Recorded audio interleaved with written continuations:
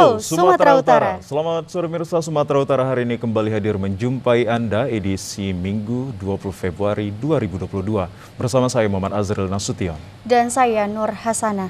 Beragam informasi terkini seputar Sumatera Utara telah dirangkum tim redaksi kami untuk Anda. Dan berikut informasi selengkapnya.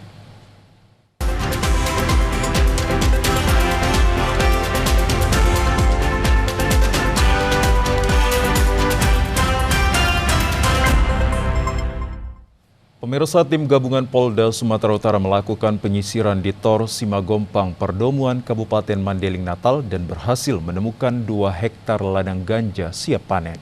Penemuan ini merupakan hasil dari pengembangan pelaku kepemilikan ganja kering sebanyak 4 kg yang ditangkap Satuan Narkoba Polres Mandailing Natal. Tim gabungan Polda Sumatera Utara bersama Polres Mandailing Natal, TNI, Badan Narkotika Nasional, Satuan Polisi Pamong Praja, dan perangkat desa melakukan penyisiran di Tor Simagompang, Perdomuan, Kecamatan Penyabungan, Kabupaten Mandailing Natal, Sumatera Utara. Penyisiran yang dilakukan petugas ini langsung dipandu jalan oleh tersangka kepemilikan ganja kering sebanyak 4 kilo yang berhasil ditangkap Satuan Narkoba Polres Mandailing Natal. Selama 4 jam melakukan penyisiran, petugas berhasil menemukan 2 hektar ladang ganja siap panen dan menemukan batang pohon ganja kering sedang dijemur di lokasi. Ladang ganja yang ditemukan petugas ini merupakan kepemilikan pelaku berinisial S yang ditangkap pada tanggal 5 Februari 2022 kemarin. Ladang ganja sebanyak 10.000 batang yang berusia 3 hingga 5 bulan ini langsung dimusnahkan petugas dengan cara dicabut dan dibakar di lokasi, dan sebagian dibawa untuk dijadikan barang bukti.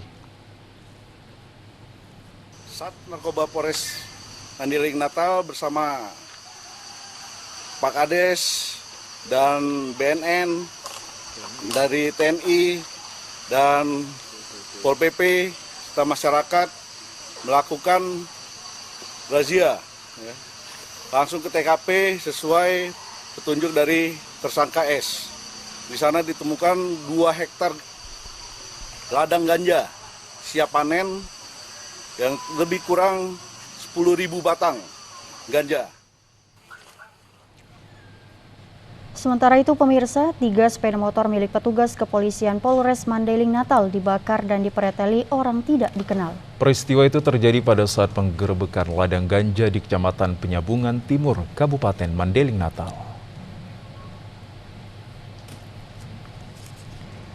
Sempat mendapatkan perlawanan dari masyarakat saat melakukan penggerebekan ladang ganja dan bandar narkoba di Desa Perdomuan Hutatua, Kecamatan Penyabungan Timur, Kabupaten Mandailing Natal.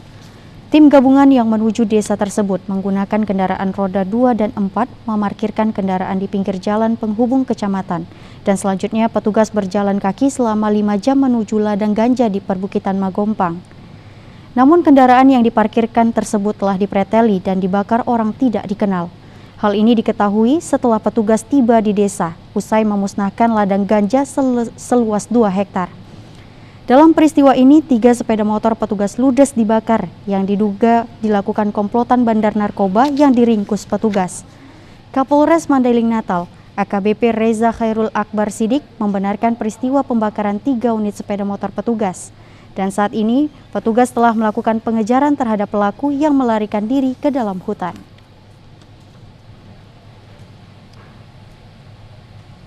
Kita menuju ke Kota Pematang Siantar, pemirsa. Sejak adanya ketetapan harga eceran terendah Rp14.000 per liternya, minyak goreng di Kota Pematang Siantar menjadi sulit untuk didapatkan oleh masyarakat di pasaran.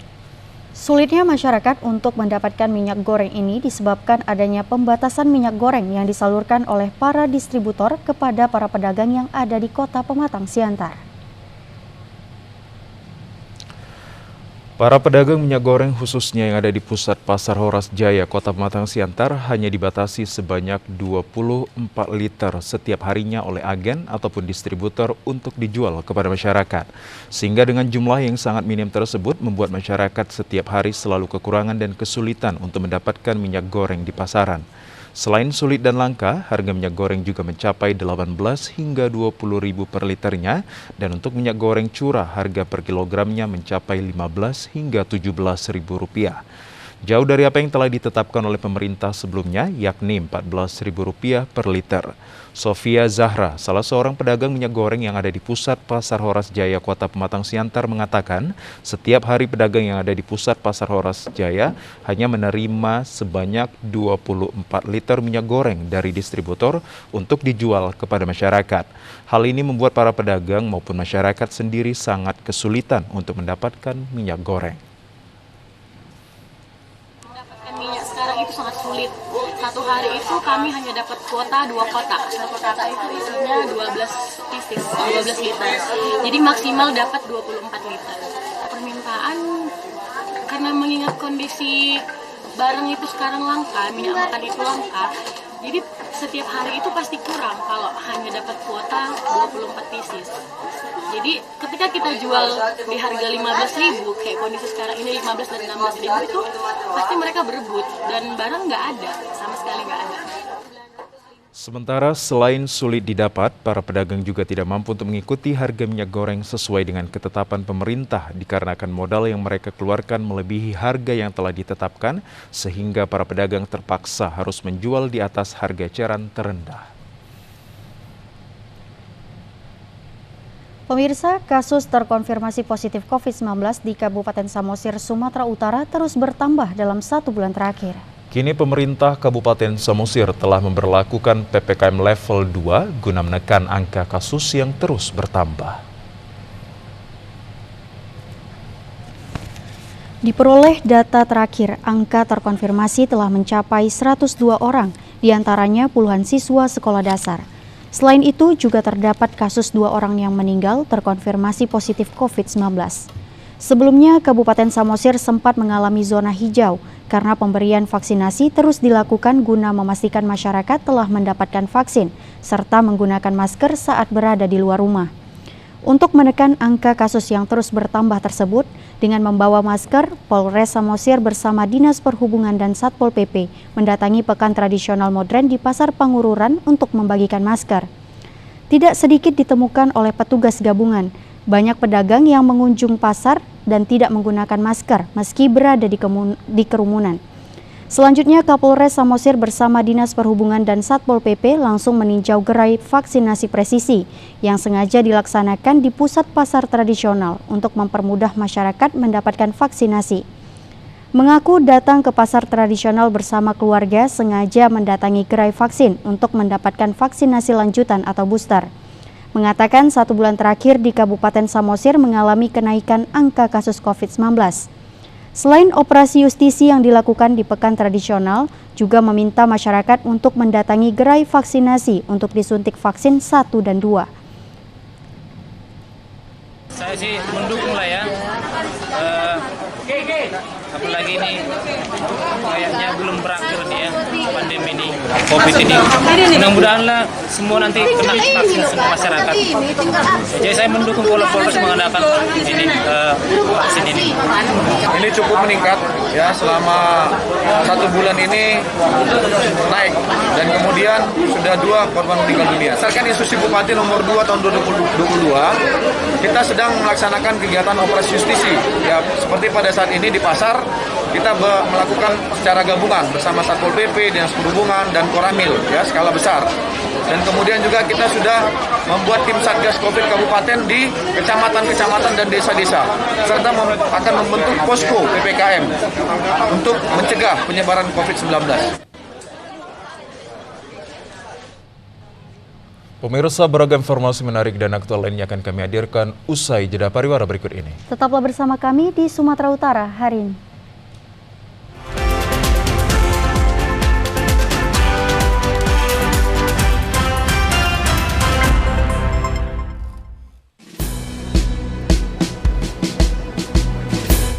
Jalani hari dengan 3 wajib, wajib iman, wajib aman, wajib imun.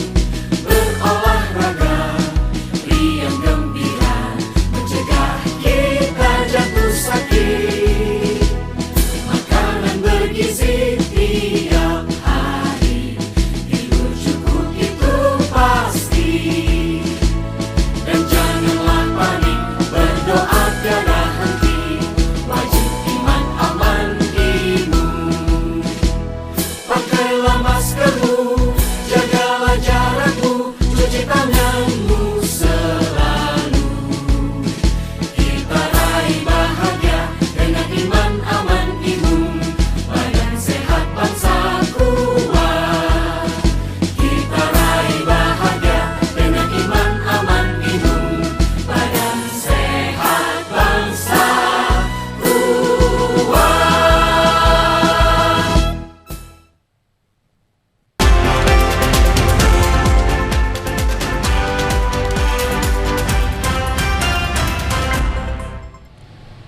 Pemirsa, momen Hari Kanker Anak Internasional kembali diperingati Gubernur Sumatera Utara, Kupsu Edi Rahmayadi, dan Ketua Tim Penggerak PKK Sumatera Utara, Nawalubis, dengan bermain dan bergembira bersama anak-anak penderita kanker.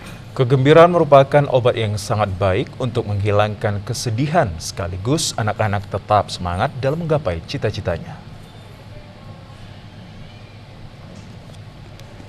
Sedikitnya ada 70 orang anak-anak penderita kanker yang ikut bermain dan bergembira bersama Gubernur dan Ketua TPPKK Sumatera Utara pada acara peringatan Hari Kanker Anak Internasional oleh Yayasan Kanker Indonesia YKI Sumut di Taman Edukasi Cakra, Jalan Pantai Bunga Deli Tua, Kabupaten Deli Serdang kemarin.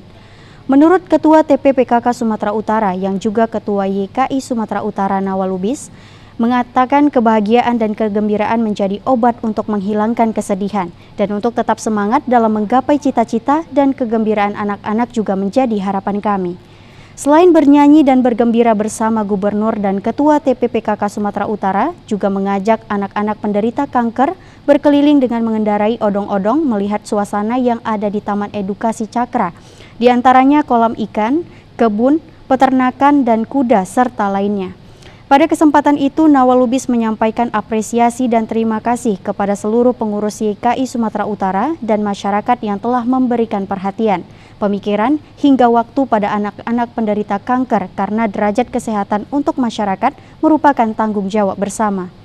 Sementara itu, Gubernur Sumatera Utara Edi Rahmayadi meminta anak-anak untuk menghilangkan semua kesedihan dan tetap berdoa untuk meminta kesembuhan pada Tuhan Yang Maha Esa. Hanya kepada Tuhan kalian menyembah, dan hanya kepada Tuhan kalian meminta pertolongan. Setuju? Kalau di Islam namanya iyyaka na'budu wa iyyaka nasta'in. Jadi kalian menyembah hanya kepada Tuhan dan kalian meminta kepada Tuhan, minta pertolongan kepada Tuhan. Jadi hilangkan semua sedih, kalian datang kembali dengan menyanyi dan bergembira. Ketua Onkologi Anak Medan, Atika Rahmi, menyampaikan kegiatan rutin yang diselenggarakan setiap tahunnya merupakan perhatian untuk kebahagiaan bagi anak-anak penderita kanker. Kita menuju ke kawasan Danau Toba, pemirsa, untuk meningkatkan geliat pariwisata di kawasan Danau Toba Samosir. Pemerintah daerah mengedepankan budaya lokal sebagai identitas penggeraknya. Meski keindahan Danau Toba memiliki daya tarik yang luar biasa, namun jika dipadukan dengan kekayaan budaya lokal, geliat pariwisata akan semakin meningkat. Berikut kita ikuti laporan dari reporter TVRI Hafiz Eko Diantoro.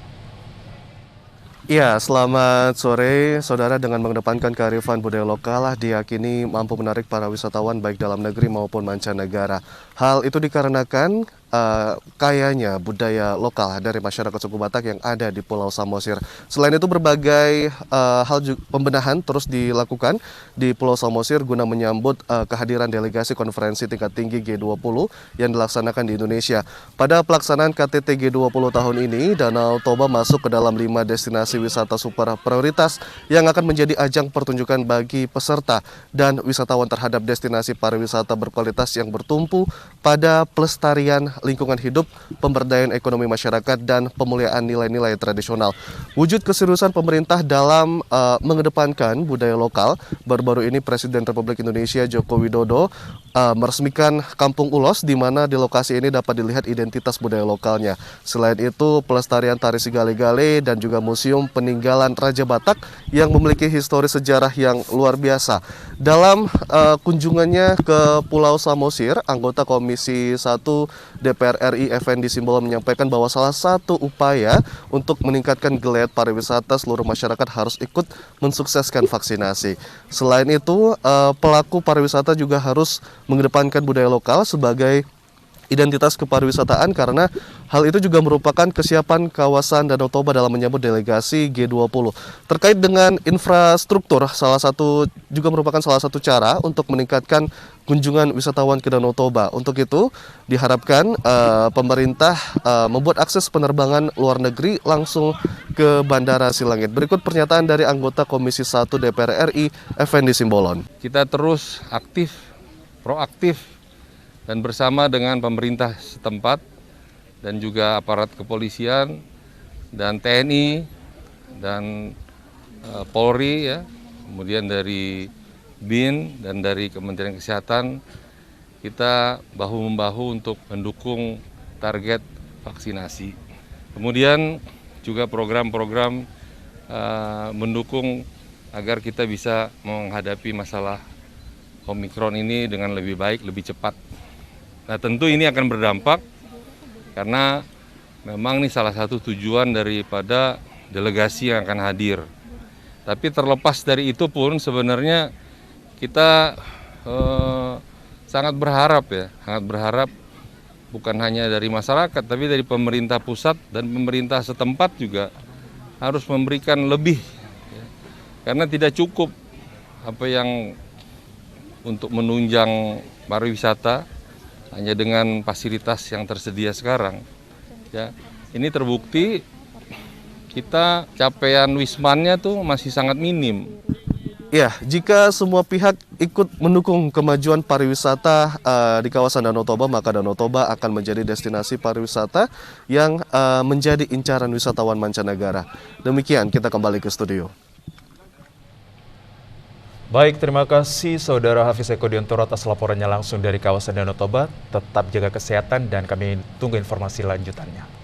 Dan kita beralih ke informasi lain pemirsa, Pertanggiangan Bolon syukuran besar digelar oleh Pungun Simbolon Boru Bere Ibe Bere se-Indonesia PSBI di Museum Huta Bolon Simanindo, Kecamatan Simanindo, Kabupaten Samosir. Ya, syukuran besar ini sebagai bentuk usaha melestarikan budaya Batak agar tidak dilupakan oleh generasi yang akan datang. Serangkaian acara ini dihadiri oleh Ketua Umum PSBI, Effendi MS Simbolon, yang juga sebagai anggota Komisi 1 DPR RI bersama seluruh pengurus pusat PSBI se-Indonesia dan sedunia. Ketua Panitia Pelaksana Joner Simbolon mengatakan, kegiatan ini adalah bentuk upaya untuk mempersatukan keturunan marga Simbolon yang tersebar di seluruh dunia dan sebagai bentuk salah satu usaha melestarikan budaya Batak. Dalam waktu 15 tahun terakhir, PSBI telah merajuk kekeluargaan dan bersatu dengan budaya Dalihan Natolu, salah satu tata krama dalam budaya Batak dalam kehidupan sehari-harinya. Bahwa Dalihan Natolu ini adalah bentuk di mana dasar untuk berinteraksi dan sebagai filosofi adat Batak Toba di kehidupan budaya adat Batak Toba untuk saling menghargai dan juga mengingat silsilah keturunan. Kegiatan Pertanggiangan Bolon ini telah terlaksana keempat kalinya dan untuk persiapan Pesta Bolon Simbolon di Bali pada Juli 2022 yang akan datang, sebelumnya kegiatan ini telah digelar di berbagai daerah. Pesta Bolon Simbolon yang akan diadakan di Bali ini akan melibatkan seluruh warga marga Simbolon, sekitar 7.000 orang, dan akan menggelar berbagai kegiatan seperti Kongres Horja Bolon dan pagelaran budaya Batak Toba. Acara Pesta Bolon Simbolon. Dalam Pesta Bolon Simbolon ini ada kongres, ada pesta adat, yaitu Horja Bolon Mangalahat Horbo, dan masih banyak acara yang kami akan lakukan. Dan seluruh dunia kami akan bertumpah ruah di sana. Dapat dibayangkan dengan prokes ketat sebanyak 7.000 jiwa kami akan berkumpul di GWK Garuda Wisnu Kencana Bali. Sementara di informasi lainnya pemirsa, Pendeta dan Majelis Jemaat Gereja GBKP Rugun Pasar 2 Titirante Medan memperketat protokol kesehatan COVID-19 pada kebaktian Minggu. Protokol kesehatan sangat ketat ini dimulai dilakukan kembali pada kebaktian Minggu hari ini, menyusul Kota Medan saat ini pada PPKM level 3. Beginilah kebaktian Minggu hari ini di Gereja GBKP Runggun, Pasar Duari Titirante, Medan dengan sangat ketat menerapkan protokol kesehatan COVID-19. Seluruh jemaat wajib cuci tangan di wastafel yang berada di halaman gereja. Selain itu, 2 orang satuan tugas COVID-19 gereja ini mengukur suhu tubuh bagi setiap jemaat yang hendak mengikuti kebaktian Minggu. Demikian halnya jaga jarak aman pada saat kebaktian Minggu di dalam gereja dilakukan dengan membuat tanda larangan yang hanya memperbolehkan 2 orang saja jemaat yang boleh duduk pada bangku gereja. Dari pantauan tim liputan TVRI hari ini, di gereja ini hanya sekitar 20% jemaat yang hadir kebaktian Minggu guna penerapan peraturan prokes COVID-19. Namun jemaat yang hendak mengikuti kebaktian Minggu, pihak gereja ini melaksanakan kebaktian Minggu secara live streaming untuk jemaat yang mengikuti kebaktian dari rumah. Hari ini kebaktian Minggu di gereja ini hanya berlangsung 1 sesi masuk pukul 8 waktu Indonesia bagian Barat. Guna mematuhi protokol kesehatan, rangkaian kebaktian diantaranya KOR tidak disuguhkan sehingga kebaktian hanya berlangsung 1 jam lebih. Salah seorang pertua, Bron Syah Girsang, selaku tim Satgas COVID-19 gereja ini menyatakan, Kota Medan saat ini berada pada PPKM level 3, maka semakin diperketat protokol kesehatan COVID-19. Satgas COVID-19 kian menambah sarana dan prasarana di gereja ini, sehingga areal gereja ini tetap keadaan steril, sehingga jemaat nyaman untuk melakukan kebaktian Minggu. Awal COVID terjadi di sini, kami sudah membentuk tim Satgas COVID yang kerjasama dengan tim Satgas COVID dari Kota Madia, dan itu sudah berjalan dari kemarin, itu sudah berjalan baik dengan dibuat batas 21 dibatasi, dan kami sudah melaksanakan live streaming selama ini. Memang sudah pernah kami buat lagi kebaktian, kalau dulunya kami nggak ada kebaktian, hanya live streaming. Terakhir ini kami sudah melaksanakan live streaming, tapi tiba-tiba keadaan jadi level 3. Kami berusaha terus supaya COVID di gereja GBK Pasar 2 ini tetap kami tahan, dan kami usahakan seminimal mungkin yang bisa kena begitu. Sementara itu, Majelis Pekerja Harian MPH PGI Daerah Kota Medan, Pendeta Obed Ginting STHMA pada khotbahnya menyatakan jemaat Kristiani harus taat kepada peraturan pemerintah dalam memutus mata rantai pandemi COVID-19. Menurut Pendeta Obed Ginting, walau kebaktian Minggu di tengah PPKM level 3 Kota Medan telah lebih banyak jemaat mengikuti secara live streaming dari rumah, tidak akan mengurangi makna dan kekhusyukan kebaktian Minggu.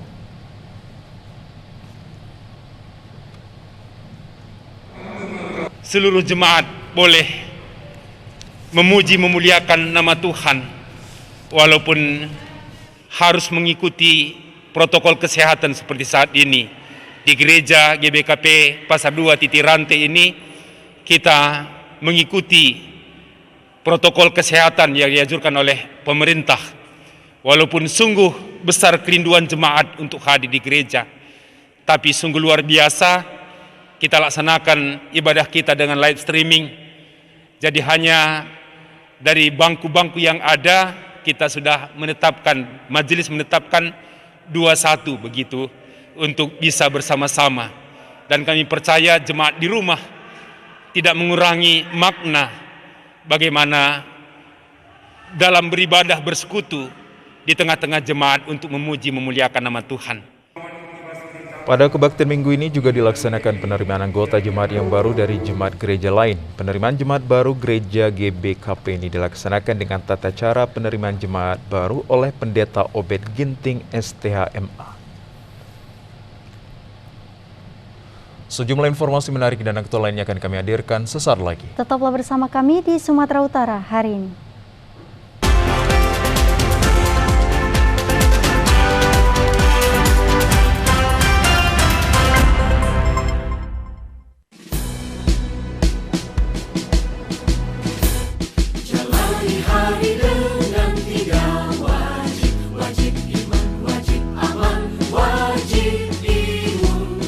Berolahraga, riang gembira, mencegah kita jatuh sakit.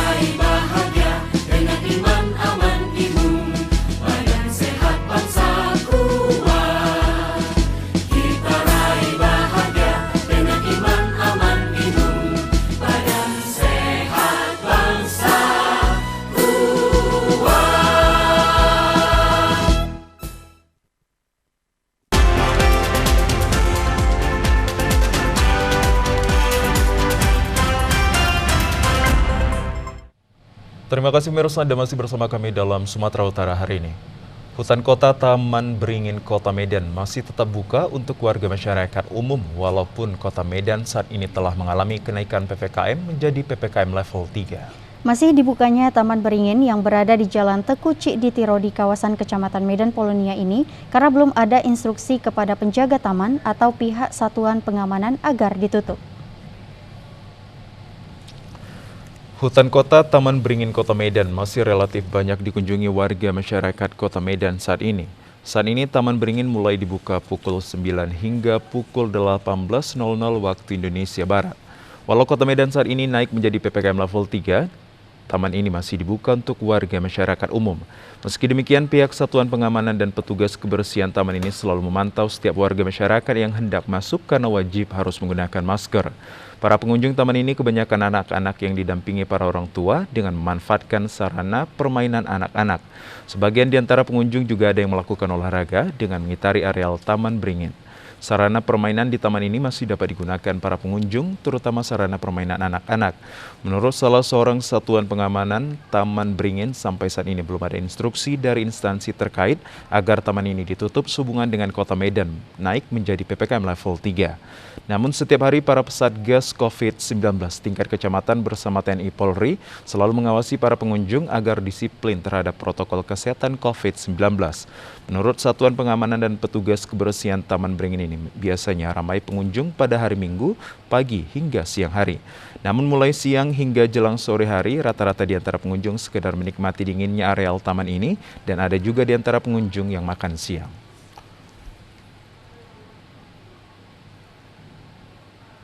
Pemirsa, liburan bersama keluarga tentu menyenangkan dan bisa menjadi obat penghilang lelah dan stres. Adanya weekend atau hari libur menjadi momen yang paling pas untuk menghabiskan waktu bersama keluarga. Ya, buat kamu yang berdomisili di seputaran Kabupaten Humbahas dan tidak ingin pergi jauh-jauh, alasan untuk menghemat waktu dengan beraktivitas olahraga air sepertinya terdengar sangat menyenangkan. Berenang di kolam renang yang ada di Desa Sarsiantar Matiti 2, Jalan Pakat kilometer 8, Kecamatan Dolok Sanggul, Kabupaten Humbang Hasundutan bisa jadi alternatif untuk liburan bersama keluarga. Untuk masuk ke lokasi kolam renang ini dikenakan biaya retribusi sebesar Rp5.000.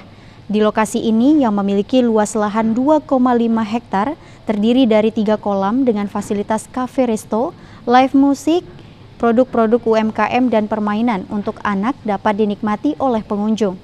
Bermain air tentu sangat digemari banyak orang. Anak-anak hingga dewasa nggak akan menolak deh kalau diajak bermain air dan juga berenang. Selain seru, aktivitas berenang juga memiliki manfaat bagi kesehatan. Menjaga stamina dan fisik tetap fit bisa kok kamu lakukan sembari refreshing, nggak usah jauh-jauh di sekitaran Jakarta. Ada beberapa kolam renang dengan fasilitas dan pemandangan mantap buat mengisi liburanmu. Dinada mengaku pada hari libur di akhir pekan dan libur hari besar lainnya, lokasi ini selalu ramai dikunjungi oleh wisatawan dari berbagai daerah. Meski demikian, Dinada berharap kepada pemerintah Kabupaten Humbang Hasundutan untuk memberikan perhatian terhadap usaha yang dikelolanya. Saat ini kebetulan karena pandemi COVID-19 agak berkurang tamu-tamu, apalagi siang dan malam berkurang, Pak. Tidak menentu, Pak. Kadang kalau hari Minggu, Sabtu Minggu itu bisa dibilang kita kurang fasilitas, terlebih kamar mandi atau tempat duduk atau tempat santai, ya kira-kira begitu, Pak. Kalau hari libur besar, macam tahun baru atau pasca hari raya, ya agak lumayan juga. Lumayan, Pak, ya. Agak lumayan. Ya bisa dilihat sendiri, Pak. Ya macam ini jalan kita bisa dibilang belum memadai. Banyaklah, masih banyak kekurangannya, Pak.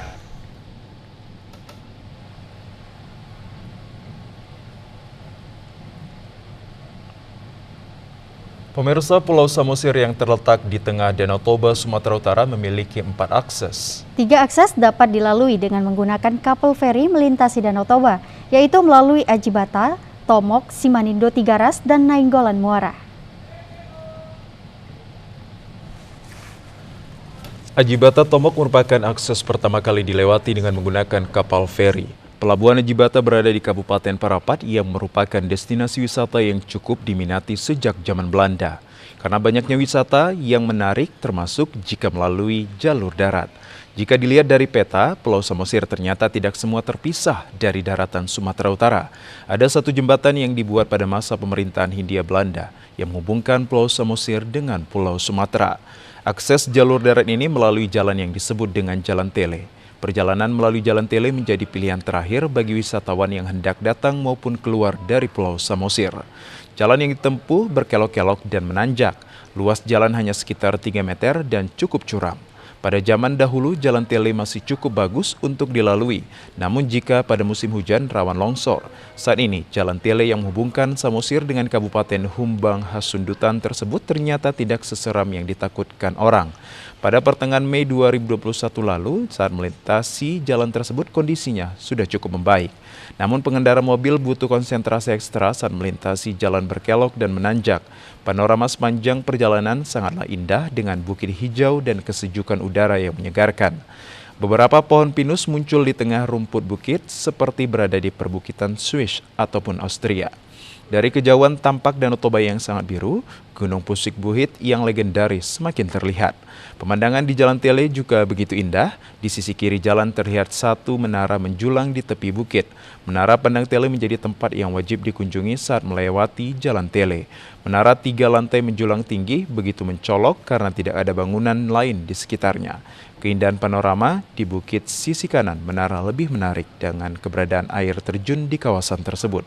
Dari kejauhan tampak Pulau Samosir, Gunung Pusuk Buhit yang dipercayai sebagai asal-usul orang Batak tampak di sisi sebelah kiri dari menara.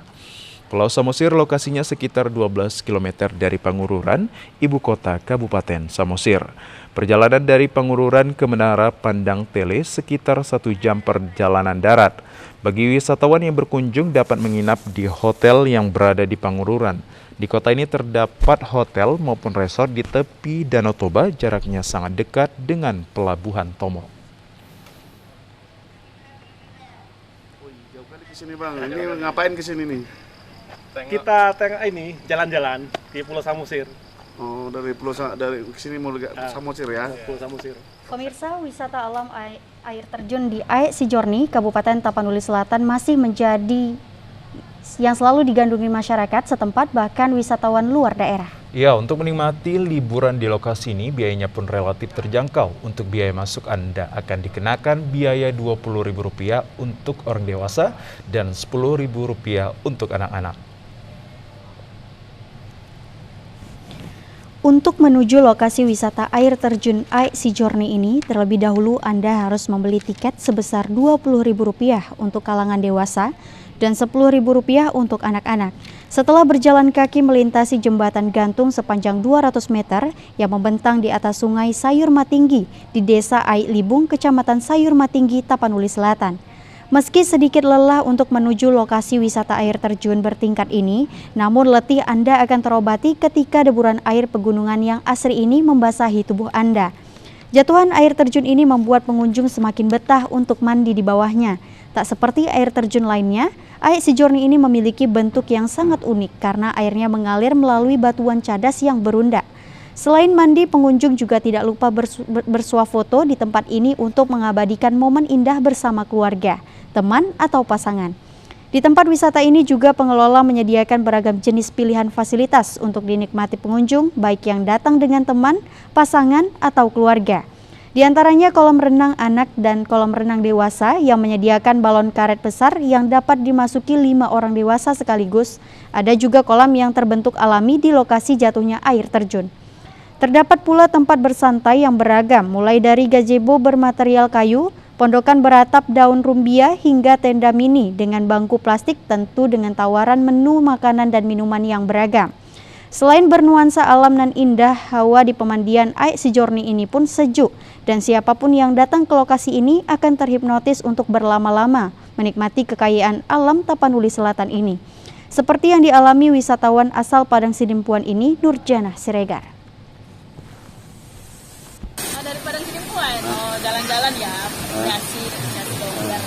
Kalau capek kerja, yang stres ya. Ini kita bersama siapa tadi? Teman-teman, keluarga, suami, anak-anak ini juga akhirnya jernih, kan alami gitu kan.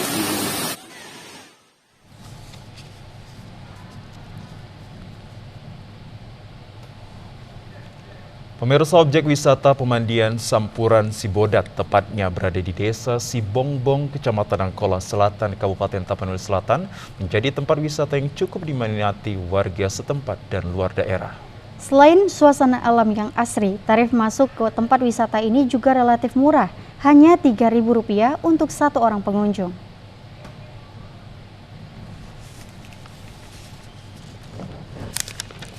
Suasana wisata alam dan asri dan sejuk menjadi tempat yang menyenangkan untuk rekreasi keluarga.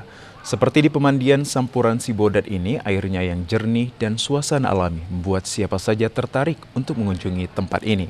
Pemandian Sampuran Sibodat ini merupakan bendungan yang konon ceritanya bendungan tersebut dibangun pada zaman Belanda dengan tujuan untuk pengaliran air ke irigasi lahan persawahan warga. Menurut cerita warga, nama Sampuran Sibodat ini disebut karena dulunya lahan sepanjang sungai ini merupakan perkebunan karet dan banyak monyet bermain di pohon-pohon, khususnya di lokasi pemandian ini. Destinasi wisata yang masih alami ini kental sekali dengan suasana khas pegunungannya. Pepohonan yang rindang dengan udara yang sejuk membuat pengunjung ingin berlama-lama di tempat ini. Para pengunjung dapat mandi di dalam bendungan sambil berayun tali tambang yang terikat di pohon membuat pengunjung dapat beradu nyali di tempat ini. Selain itu, pengelola tempat ini juga membuat beberapa pondok dan tenda payung yang tepat berada di atas permukaan air membuat para pengunjung semakin betah pula sambil menikmati makanan dan minuman yang bisa dipesan di warung yang ada di lokasi. Biaya masuk ke tempat ini cukup relatif murah dengan membayar Rp3.000 per orang.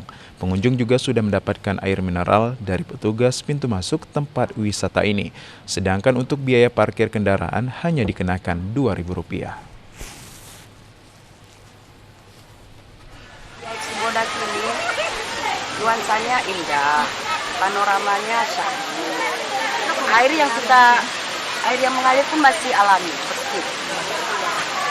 Ada air terjun, ada anak-anak yang melepaskan kebahagiaan dengan hawanya sejuk.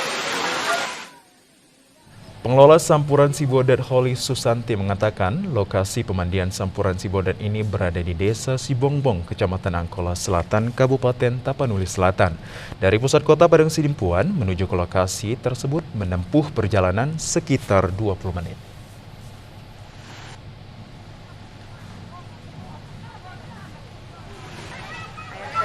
Katanya banyak bodat yang akibat itu monyet, jadi dari dulu namanya udah disebut dengan Sampuran Sibodat.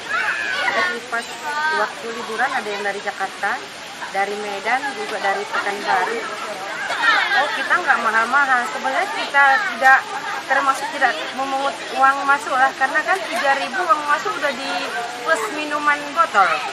Pokoknya ringan di kantong, kalau udah masuk ke Sampuran Sibodat dijamin nggak bakalan bosan.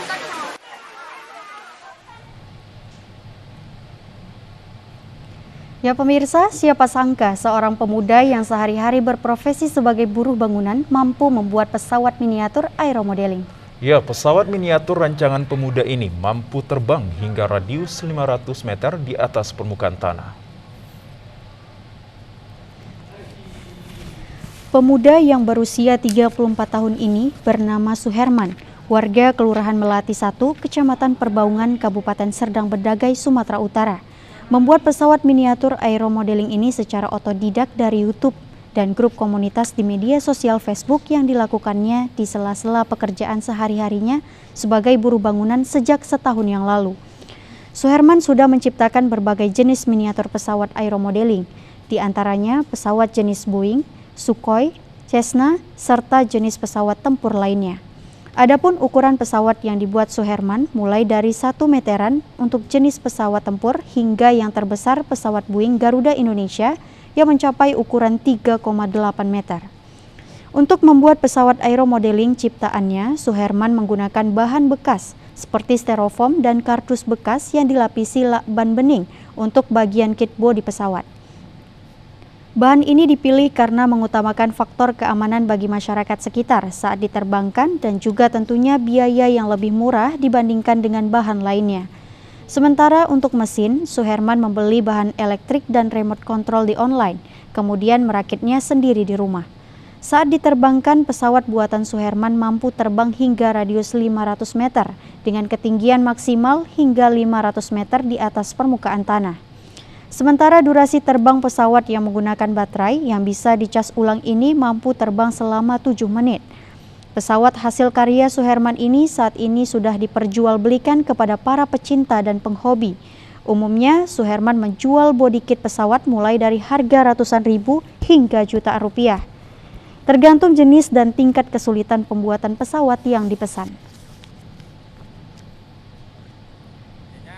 Ya, hobi pertamanya ada komunitas di Facebook namanya Air Modeling Indonesia, sama nengok-nengok YouTube, Pak. Sejauh ini sudah berapa banyak model pesawat yang Abang buat? Semua jenis kayak Boeing, Sukhoi, model-model Cessna, model pesawat glider lah, Pak.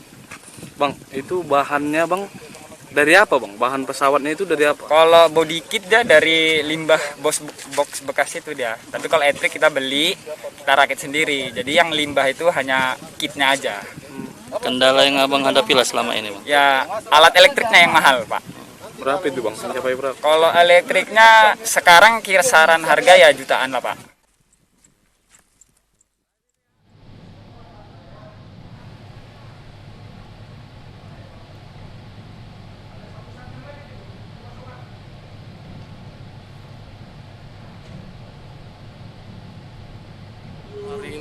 Ini sungguh luar biasa. Kami nggak sangka seorang Pak Herman ini bisa punya teknik pesawat yang buat pesawat yang seperti pesawat asli gitu. Gerakan-gerakan sayapnya, teknik pesawat itu ada semua di replika ini, dan itu bisa terbang betul. Nah, ini sungguh hal yang luar biasa yang kami tidak pernah sangka lah bisa ada di Desa Melati 1, Kecamatan Perbawangan ini. Tentunya salah satu ekonomi kreatif yang harus kita dukung dan kita tingkatkan, kita kembangkan supaya bisa meningkatkan perekonomian masyarakat sekitar.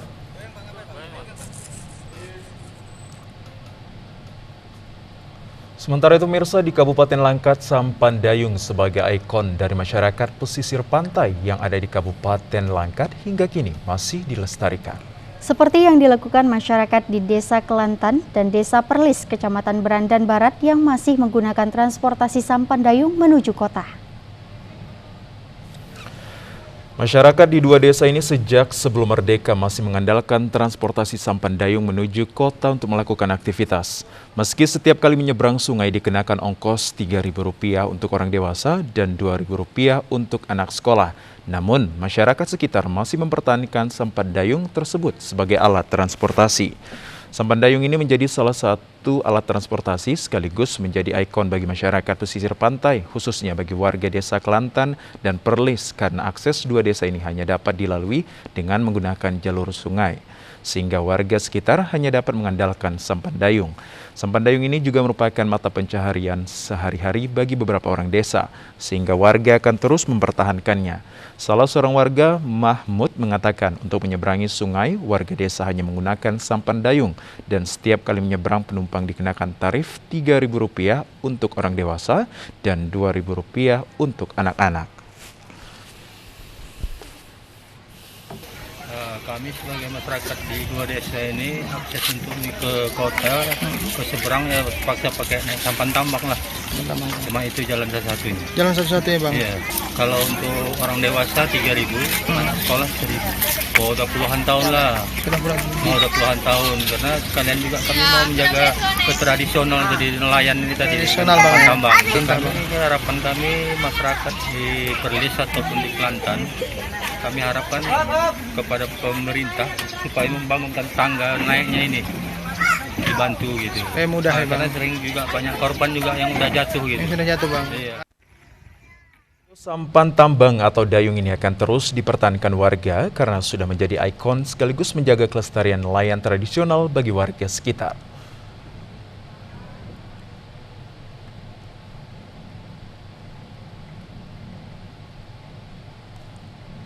Wah, pemirsa dan juga Nur Hasana, ternyata Sumatera Utara ini tidak hanya dikenal sebagai multikultural, Benar tapi banget. banyak banget yang bisa kita angkat dan juga jadikan daya tarik bagi wisatawan. Seperti tadi ada juga wisata yang menguji adrenalin, Benar ada juga banget, wisata Azriel. di Kabupaten Mandailing Natal. Tertarik bukan? Tertarik, apalagi tadi yang di Tapanuli Selatan ya, ada pemandian Sampuran dan juga Air Si Jorni. Itu airnya sangat Jernih jernih sekali ya, Azriel ya.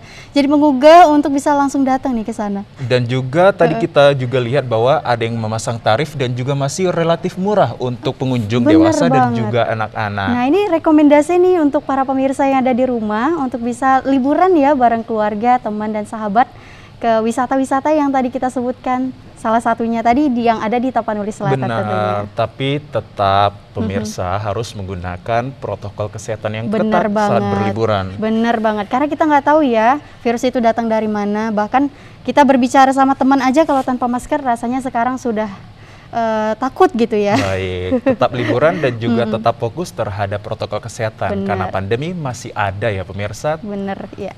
Ya, baiklah pemirsa, informasi yang baru Anda saksikan tadi sekaligus menutup perjumpaan kita dalam Sumatera Utara hari ini. Kami ucapkan terima kasih atas kebersamaan dan perhatian Anda.